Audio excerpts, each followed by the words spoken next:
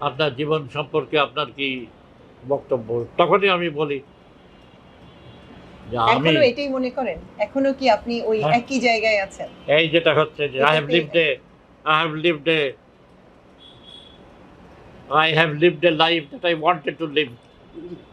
যে জীবন আমি যাপন করতে চেয়েছিলাম সে জীবনই যাপন করেছি। হুম। আপনি একবার বলেছিলেন যে, "I have lived the life that I wanted to live. Modest, honorable and productive." হ্যাঁ? অনেক বছর আগে বলেছিলেন এই কথাটা। ও, যেটা আমি বলেছি আমাকে অনেকে জিজ্ঞেস করে যে আ আপনার জীবন সম্পর্কে আপনার কি বক্তব্য? তখনই আমি বলি যে আমি এখনো এটাই মনে করেন? এখনো কি আপনি ওই হ্যাঁ, একই জায়গায় আছেন? এই যেটা হচ্ছে যে এটাতে I have lived a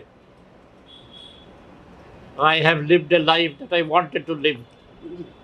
যে জীবন আমি যাপন করতে চেয়েছিলাম সে জীবনই যাপন করেছি। হুম। Modest, honorable and productive. এই এই কাজেই এই বিশ্বাসই জীবন যেটা ছিল, এই জীবনে আমি কোনো টাকা পয়সা রোজগারের চেষ্টা করিনি কখনো। সারা জীবনই আমি খুব মডেস্ট থাকার চেষ্টা করেছি সেই ছাত্র অবস্থা থেকে এখন পর্যন্ত। কোনোদিন দামি কাপড়-চোপড় পরে ঘুরে বেড়ানো এসব করিনি। অন্য কোনো রকম বিলাসিতার মধ্যে থাকিনি। আমি এবং আমার পরিবারের মধ্যে কোনো বিলাসিতা ইত্যাদি ছিল না। কাজেই কথা হচ্ছে যে এই যেটা অ্যা জীবন আমি যাপন করতে চেয়েছিলাম, সেটাই যাপন করেছি। যে এখানে আমি অ্যা মানুষের জন্যে প্রথমত কাজ করব। এই কাজ করতে গেলে দেশকে জানা দরকার, দুনিয়াকে জানা দরকার, তার জন্য পড়াশোনা করা দরকার, তার জন্য জনগণের মধ্যে যাওয়া দরকার, কাজ করা দরকার। সেভাবেই আমি করেছি। আমি যে কাজ করতে এসেছি, আমি যেমন কৃ কৃষকদের মধ্যে কাজ করেছি, আমি আমার আত্মজীবনীতে অনেক বিস্তারিতভাবে লিখেছি। আমি এই বাংলাদেশে গ্রামে, গ্রামে ঘুরে কৃষকদের বাড়িতে যেভাবে থেকেছি, গরিব কৃষকদের বাড়িতে খেতে পায় না ভাত, এরকম লোকজনের সাথেও বিলে, হাওরে বিভিন্ন জায়গায় গ্রামের মধ্যে হ্যাঁ, গরিব মুসলমান, নমশূদ্র সমস্ত জায়গায় বাদ দিইনি কোনো জায়গায় তাদের সাথে থেকেছি সেখানে ভালো। তাদের বাড়ির বারান্দায় কুকুরের সাথে শুয়েছি আমি। কাজেই এই যে কষ্ট করেছি আমি, এটা আমি মনে করি যে আমি যেভাবে কাজ করতে চেয়েছি, সেভাবেই আমি করেছি। আমি কোনো রকম অ্যা এম এমন কষ্ট করেছি, এত রকম কষ্ট করেছি, মানে খাওয়া-দাওয়ার অসুবিধা থেকে আরম্ভ করে সব কিছু সহ্য করেছি। করে আমি করেছি। আমি আমার চেষ্টার ত্রুটি করিনি। কিন্তু পরে এই কাজের পরিণতি যে অন্যরকম দাঁড়ালো, ঠিক যেভাবে মনে চেয়েছিলেন। করেছিলাম যে অ্যা কাজটা করতে পারবো, অবস্থাটাকে ঘোরাতে পারবো, সেটা হলো না। সেটা কেন হলো না সেটা একটা অন্য ব্যাপার।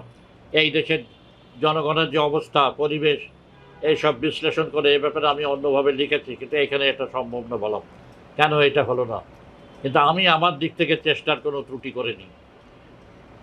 এটাই আমি মনে করি আমার জীবনের একটা বড় সার্থকতা বা সাফল্য বলতে পারেন একদিকে। কাজের ফলে বড় রকম পরিবর্তন কিন্তু আনতে পারলাম না। কিন্তু আমি নিজের জীবনকে সফল মনে করি এজন্যে যে আমি যা করতে চেয়েছি সেটা করেছি। সেইখানে আমার দিক থেকে কোনো ঘাটতি ছিল না। আচ্ছা স্যার, এটা তাহলে আপনার জীবনের সবচেয়ে বড় সাফল্য। তাহলে আপনার জীবনের সবচেয়ে বড় ব্যর্থতা কোনটাকে বিবেচনা করেন? আমার জীবনের ব্যর্থতা সেভাবে কিছু নাই। আমি যে কোনো টাকা পয়সা কামাই করিনি এটাকে আমি ব্যর্থতা মনে করি না। এইটা যে আমার কোনো খ্যাতি হলো না, এ হলো না সেটাও আমি মনে করি না কিছু। আমার আপনি যে অন্য বিখ্যাত কিছু স্যার। হলো না এটাও আমি কিছু মনে করি না। কাজেই ব্যর্থতা বলতে যেটা এটাকে ঠিক ব্যর্থতা বলা যাবে না। কিন্তু একটা বলা যায় খুবই দুঃখের ব্যাপার যে আমি এই দেশে একটা বড় কোনো পরিবর্তন দেখে যেতে পারলাম না। এখন তো চলে যাব কিন্তু দেশের অবস্থা যে ঘোলাটে অবস্থা রেখে যাব। এবং যেটা আমি অনেক সময় বলেছি যে দুনিয়ায় আমি এসেছিলাম তার চেয়ে অনেক খারাপ দুনিয়া রেখে যাব। স্যার ২০২৪ এ যে বিপ্লব হলো, জুলাই বিপ্লব, গণ-অভ্যুত্থান, এরপর আপনি আশাবাদী না? না, না এখানে জুলাই বিপ্লব একটা যেটা হয়েছে জি। এটা তো একটা প্রকাণ্ড ব্যাপার, এটা একটা খুব ঐতিহাসিক ব্যাপার, খুবই গুরুত্বপূর্ণ ব্যাপার ঠিক। কিন্তু এই বিপ্লবের মধ্যে দিয়ে যে পরিবর্তন আশা করা গিয়েছিল সেরকম কোনো বড় রকম পরিবর্তনের যে অবস্থা এখন ঠিক দেখা যাচ্ছে না। যেমন বলা যেতে পারে এই ছাত্ররা যারা নেতৃত্ব দিয়েছিল, এই ছাত্রদের মনে করা হয়েছিল যে এই ছাত্ররা যেহেতু এরকম একটা আন্দোলনের নেতৃত্ব ছিল, তারা এই দেশে একটা গণতান্ত্রিক আন্দোলনের ক্ষেত্রে একটা উদাহরণ হিসাবে দাঁড়াবে। জি, কিন্তু দেখা গেল তো সেরকম তো কিছু হলো না। পারছে না তারা। অভ্যুত্থানের সময় তাদের যে অবস্থা ছিল, অভ্যুত্থানের পরবর্তী সময়ে তাদের তো সেই অবস্থা নয়। অভ্যুত্থানের আগে এবং অভ্যুত্থানের সময় তারা তো গরিব ছিল, হুম, তারা তো মেসে থাকতো, এখানে সেখানে থাকতো সব জায়গায়। তারপরে দেখা গেল যে তারা অভ্যুত্থানের পর এমন অপ্রত্যাশিতভাবে টাকা যত রকম সালমান রহমান থেকে আরম্ভ করে ওই এ, এ, কি যেন ওই এসালো, সব নানা রকম যে বিজনেস হাউস, তারা এদেরকে টাকা ঢালতে লাগলো, কিনে নিল। জি, ছাত্র আন্দোলন যেটা হয়েছে আগে বড় 52 সালে ছাত্র আন্দোলন করার পর ছাত্ররা তো পায়নি কিছু। হ্যাঁ, এই প্রথমবার ছাত্ররা আন্দোলন করে জিতে পেয়ে গেল, এবং এই যে প্রাপ্তি, এর ফলে কিন্তু এদের অবস্থা খারাপ হয়ে গেল। এরা যে রাজনৈতিক দলটাও পরে করেছে, জি, এই রাজনৈতিক দলটা তারা করেছে টাকা পয়সার উপরে ভাসতে ভাসতে।